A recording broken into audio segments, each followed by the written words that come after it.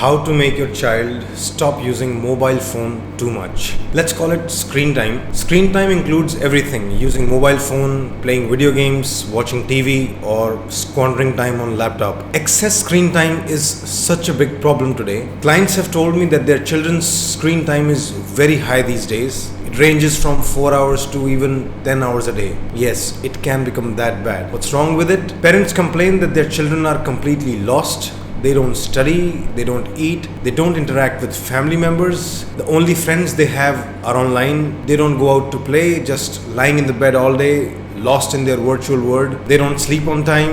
And it's all because the child's life revolves around mobile, video games, laptop and TV. It's like this screen time has consumed their child. So, what can be done? I'll first begin with things that you shouldn't do, things that don't work and can make the problem even worse. First, requesting.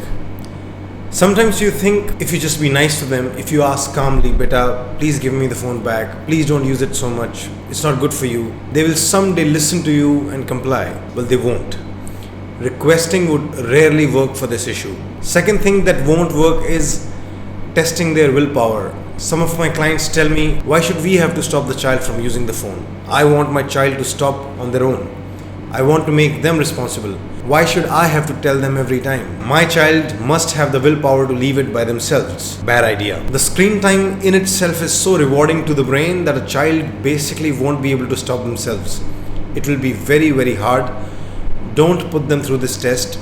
They'll fail and you'll be disappointed again and again. Third, nagging or shouting.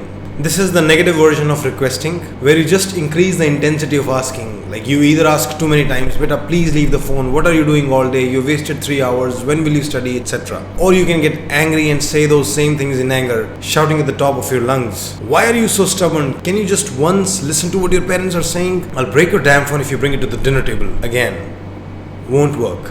These were some of the things that won't work.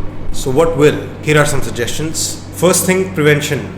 Don't even let this habit take roots. If your child is young, like below 12, it's relatively easier to establish authority and say no for something. Parents often allow children phones, iPads and laptops to just keep the trouble away from them. Like if they are busy in those gadgets, at least they won't create a mess, at least they won't fight, at least I'll have some peace of mind. Bad idea. Keeping your children away from gadgets gets harder and harder as they grow up and as their addiction becomes deeper. It becomes extremely difficult when they are adolescents, like above 12. Habits are formed and they are big enough to start challenging your authority. So to all the parents whose children are younger, let me tell you, if you don't become careful and strict right now, hell is coming. It's not pretty.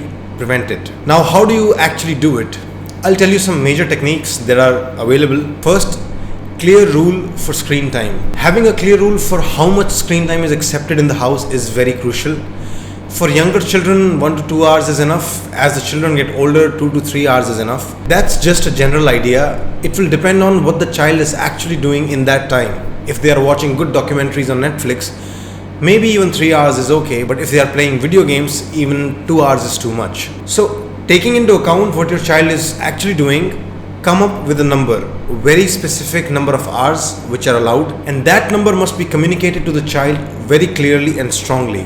So if you decide, for example, 2-hour limit of screen time, make it a rule and don't let them break it. Second, clean policing. Probably the most successful technique here is policing, by which I mean using your authority to say no. Think of their screen time like they are bringing stuff from other countries into this country.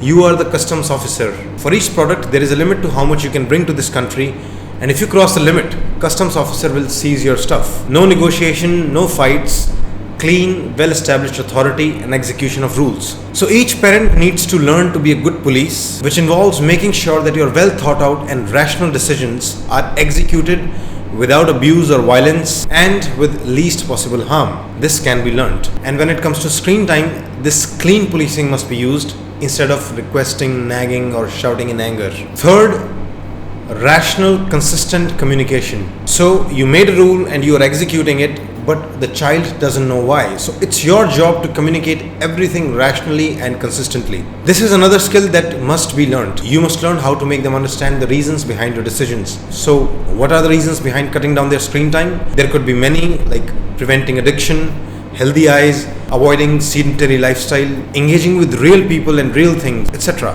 And those reasons must be communicated in every manner possible, calmly, strongly, in short, in detail.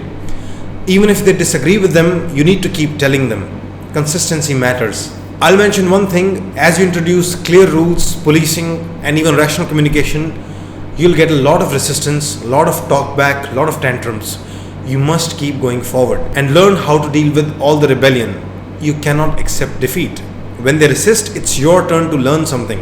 It's your time to solve that problem, not throw in the towel. Fourth, replace screen time with better or real activities. You take something away from them, you must give them something back. Some options at least. Buy them toys, comics, books, good board games which are social or educational in nature. Put them in music or dance classes, take them out, exercise with them, put them in a sports academy, have a lot of fun with them, talk to them at least for an hour every day. Find ways that they can hang out with their friends, make sure they sleep full hours, etc. And making sure that they stick to these new, better activities will also take a lot of rational communication, but ultimately they will catch on if they find them rewarding, which they will. It's a matter of time. Again, this period of transition will be tough, but that's the way to go. To summarize, you take their gadgets away, but you make sure to give them something back. And when you take their gadgets away, you do three major things. Have a clear rule of limited screen time, execute that rule with full authority with least possible harm, and support all of the above with consistent rational communication. Finally, do it as early as possible in their childhood. If you don't do it, you'll probably need a counselor's help later in life to make that happen.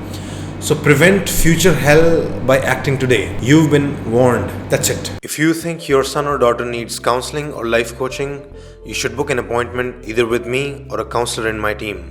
I help adolescents and young adults in following areas: responsibility, productivity, screen addiction, anger, social anxiety, exam anxiety, depression, crucial human values, health, etc.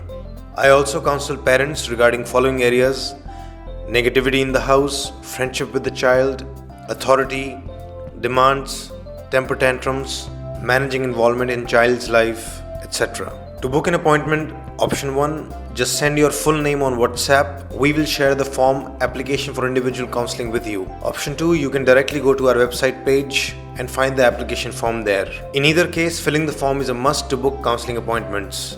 To invite me to your school or organization for counseling seminars or to set up a long-term counseling contract, email me at shridharlifeschool@gmail.com or WhatsApp on this number. An important request before you go: if you like the ideas shared in the video or you found some benefit in using them, I request you to help me in growing further. I'm trying to build a team of researchers and video makers so we can deepen our knowledge and make more such videos. You can support me by making a donation to Shridhar Life School. Go to shridharlifeschool.com/donate. If you're watching on YouTube, you can use the Paytm link shared in the description below. Any amount is welcome. Thanks a lot for all of your support thus far. I really am very grateful.